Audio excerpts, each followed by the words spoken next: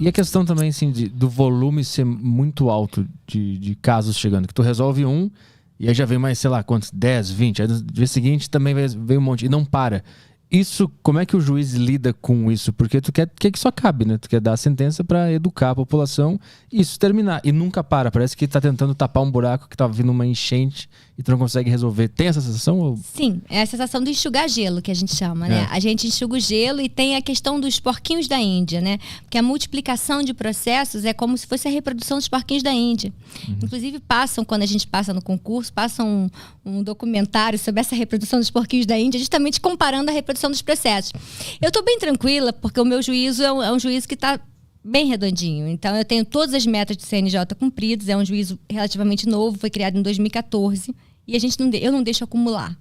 Então, pra você ter uma ideia, eu estou julgando 96% dos meus casos são de 2020, 2021, 2022.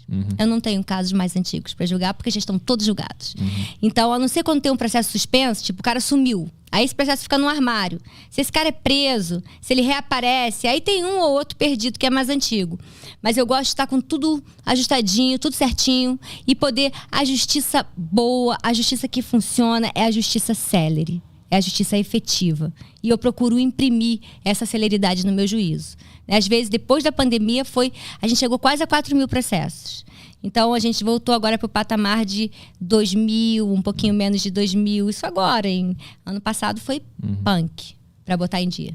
Eu vou te perguntar uma coisa que eu também perguntei para outro juiz que veio aqui, que é o seguinte. O papel do juiz é descobrir a verdade ou é desconfiar dos dois lados porque os dois lados estão meio que tentando jogar com as palavras para te convencer de uma história, né?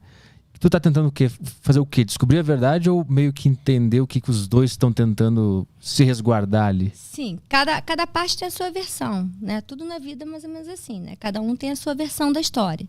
Quando eu passei no concurso, há 20 anos atrás, vigorava muito um princípio chamado princípio da verdade real, em que o juiz tinha que buscar a verdade, em que o objetivo principal era saber a verdade do que aconteceu. Hoje em dia, com as mudanças do processo penal, e para manter a imparcialidade do juiz também, a gente fala em verdade processual. A gente tem que buscar a verdade dentro do processo, dentro daquelas provas que foram carreadas no processo, que cabe às partes trazer ao processo a verdade que aconteceu fora do processo. Se conseguirem, show. Se não conseguirem, não é o juiz que vai fazer. Porque o Ministério Público normalmente é o órgão acusador. Então, nas ações penais públicas. Então, ele que tem que carrear a prova aos autos. O juiz não tem, a meu ver, na minha opinião, embora existam opiniões em contrário, conforme tudo no direito, uma postura meramente passiva. Né? De ficar olhando sem entender. Né? Se tem alguma coisa que não está clara, eu pergunto. E assim a gente vai. Mas o juiz não pode ser confundido com o justiceiro. Justiceiro é uma coisa, juiz é outra coisa. Então, eu analiso as provas que são trazidas aos autos. Agora, o juiz produzir prova fica meio esquisito. O juiz julga. Quem produz prova é o órgão acusatório e a defesa. E a gente sopesa aquilo ali na razoabilidade, vendo o que é razoável, o que casa com os relatos que você ouviu durante as audiências e busca a verdade processual. Tu tá tentando achar uma fotografia da realidade, não a realidade em si. A fotografia que foi trazida para os autos. As declarações ali estão te dando um retrato falado daquela realidade. Isso aí, mas você não pode chegar e você trazer a foto, juiz. Porque fica esquisito, né? Porque senão o órgão acusador, ele acaba se misturando com o órgão julgador. Aí a gente vira uma inquisição. Que era o rei que acusava e que julgava. Você já sabe qual é o resultado desse julgamento. Sim. E quando eu vejo o trabalho de um juiz, eu sempre fico pensando, cara, como é que eles conseguem? Porque os dois lados vão trazer os seus melhores argumentos, tanto para acusar quanto para se defender. E são todos muito convincentes. Eu, quando olho de longe, eu fico, cara, não sei quem é culpado e quem não é. E eu fico pensando, como é que se consegue avaliar e não cometer uma puta injustiça do cara tá sendo acusado de forma falsa, ou da vítima ser realmente uma vítima, não ter tantas provas de que é uma vítima. Como é que lida com tudo isso? Cara, nem sempre é tão bem feito assim. Por exemplo, na violência doméstica, o que eu percebo é que, às vezes, como é que o cara vai fugir daquela acusação? A mulher tá machucada, né? Então, ela tá com ferimento. Não fiz nada. Não, peraí, vamos devagar. Vamos no passo a passo, se eu tô interrogando. Se não tem mais prova, eu vou interrogar o cara. Vamos no passo a passo. O que aconteceu? Não, ela quis pegar o meu telefone, que agora eu costumo dizer que o telefone é o órgão mais sensível do corpo. O que dá mais briga é o telefone, tá? Então ela quis pegar meu telefone e eu empurrei ela para ela não pegar. O senhor empurrou. Então ele já tocou nela, já teve contato físico ali, né? Que ele disse que não tinha feito nada. E ela tá marcada, porque o perito viu as marcas. Então o senhor empurrou ela. O senhor empurrou por onde? Pelo pescoço. Pelo rosto. É lógico, tá a marca ali, ele agrediu, ele empurrou.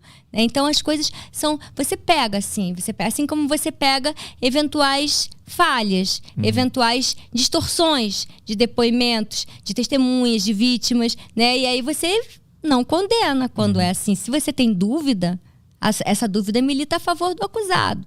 Mas na violência doméstica não é tão comum assim bolar milhões de estratégias, porque vai cair ele na hora. O cara pode ficar em silêncio. Inclusive, a primeira coisa que eu falo pra eles, tem direito de ficar em silêncio. Se você quiser ficar em silêncio, o silêncio não será usado em seu prejuízo. Aí ainda pergunto, entendeu o que eu falei? Entendi. Aí adiante eu começo a perguntar, vai falar ou vai ficar em silêncio?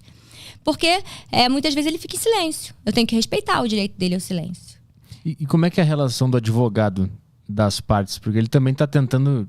O que ele está tentando te convencer ou ele está tentando diminuir os danos do cliente dele? Qual é a dinâmica entre advogado e juiz? Depende do caso. Se está patente que o cara efetivamente agrediu, aí ele mas geralmente pede absolvição por insuficiência de prova, pede a regime aberto, a pena no mínimo, né? Eles vão pedindo e tem a defensoria, às vezes a maioria dos casos é pela defensoria pública, eu tenho um defensor para o réu, outro defensor para a vítima. Né? A Lei Maria da Penha prevê que a necessidade da vítima está acompanhada por um defensor só dela. E eu tenho o defensor do réu. Então ali ficam aquelas versões, às vezes vão advogados também. Mas a questão é que, a verdade é que há uma necessidade também de capacitação da advocacia para atuar na violência doméstica. Porque muitas vezes a gente vê uma questão de um quebra-galho, ou seja, de um advogado que é um advogado de família e que vai atuar na violência doméstica. E isso às vezes não é tão legal porque acaba não conhecendo a dinâmica e prejudicando o cliente dele. Né? Então, por exemplo, casos em que a vítima ficou em silêncio, não tem mais nenhuma testemunha. O acusado vai responder as minhas perguntas no interrogatório?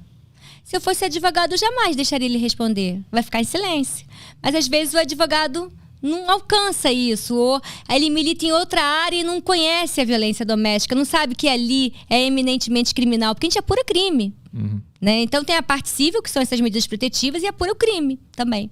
Então ali, se ele fizer prova contra si no interrogatório, se eu perguntar, ele se enrolar, acabou. Então a melhor coisa é ele ficar em silêncio. O que se discute é que se o acusado teria o direito de mentir. Né? Para a maioria teria o direito de mentir. Né? Então, por exemplo, no documentário você vê claramente que tem os menores que estão querendo me enganar. Não, eu pedi. Não, você não pediu. Você pediu o relógio, o cara dá se ele quiser. Você não pediu. Como é que é isso? Né? Então, eu vou efetivamente para pegar as contradições e saber o que ele vai me responder. Ele pode ficar em silêncio. Agora, se ele começar a me tirar, isso irrita o juiz, né? Ninguém quer ser feito de bobo.